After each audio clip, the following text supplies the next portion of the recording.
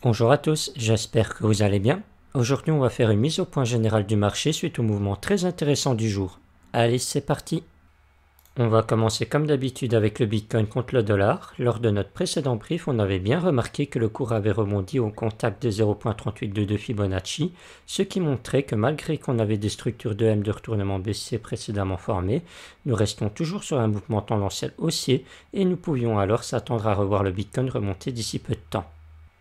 Nous avons aussi remarqué que depuis qu'on avait le contact des 0.382, on avait bien rebondi et on avait commencé le dimanche dans le rouge. Je vous avais dit que c'était vraiment pas acheté parce que cette ouverture dans le rouge nous donnait alors une opportunité de pouvoir dessiner ensuite un W de retournement haussier si le prochain jour aurait commencé dans le vert, ce qui aurait alors avalé les M de retournement baissier précédemment formés ici. Et du coup, on se serait retrouvé avec un mouvement tendanciel haussier et une structure de retournement haussière également. Donc on aurait vraiment eu tous les signaux qui auraient été bullish pour propulser le cours beaucoup plus haut. Malheureusement par la suite on a continué à retracer plus profondément et on a fait une mèche plus basse que le précédent rebond juste ici, donc on ne pouvait plus valider de W de retournement haussier. Mais qu'à cela ne tienne, avec ce tout nouveau rebond juste ici, on est en train de valider un nouveau W de retournement haussier si on arriverait bien à clôturer cette journée au-dessus de ce niveau. Si c'est le cas, alors on aurait bien une structure de retournement haussière qui invaliderait alors les M de retournement baissier précédemment formés et on resterait bien sur un mouvement tendanciel haussier. Donc tous les signaux seraient au vert pour avoir un Bitcoin continuer à monter plus haut. Pour ce qui est de l'Ethereum, il suit exactement le même schéma que pour le Bitcoin. On a bien rebondi sur les 0.3822 de Fibonacci, donc on reste toujours sur un mouvement tendanciel haussier qui amènera son cours à toujours monter à moyen long terme. Et on est en train de valider potentiellement un W de retournement haussier juste ici si on clôturait bien au-dessus de ses précédentes mèches. Et du coup, si c'est bien le cas, alors on aurait bien un mouvement de retournement haussier dans un mouvement tendanciel haussier qui invaliderait alors bien les M de retournement baissier qui a été formé ici. Donc tous les signaux seraient aussi au vert pour voir un Ethereum propulser ses cours à la hausse. Pour ce qui est de la paire Ethereum Bitcoin, on tend à vouloir valider en hebdomadaire un W de retournement haussier si on clôturait bien la semaine au-dessus de ce niveau. Si c'est le cas, on invaliderait alors le M de retournement baissier précédemment formé ici, et alors on aurait un gros signal d'alt season pour les prochaines semaines et les prochains mois. Pour ce qui est des dérivés sur le Bitcoin, on peut remarquer que l'open interest ne décolle pas, signe que les gens sont toujours réticents à ouvrir des leviers.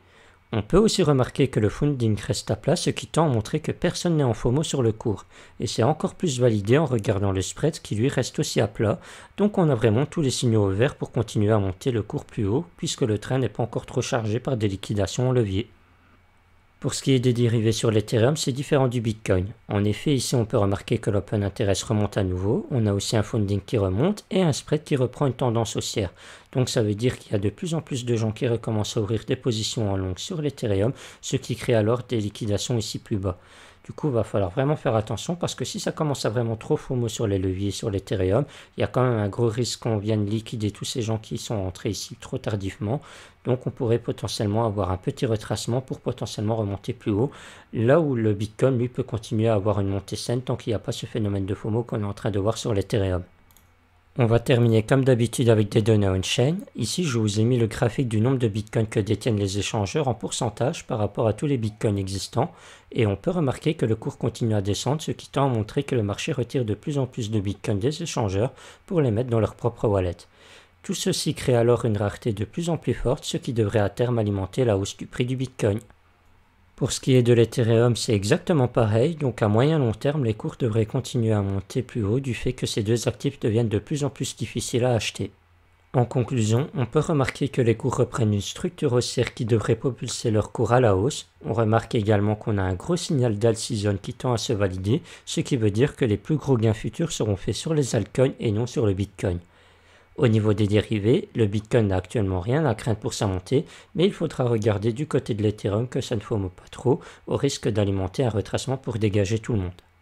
Voilà, ce brief touche à sa fin, j'espère qu'il vous aura plu. N'hésitez pas à me donner vos avis en commentaire ou à venir m'en parler directement sur Discord si le cœur vous en dit. Ça vous permettra également d'être toujours à jour sur les dernières données que j'ai à vous partager. Si ça vous intéresse, je mettrai comme d'habitude le lien dans la description et en commentaire épinglé. Sur ce, je vous souhaite à tous une bonne fin d'après-midi et moi je vous dis à plus tard.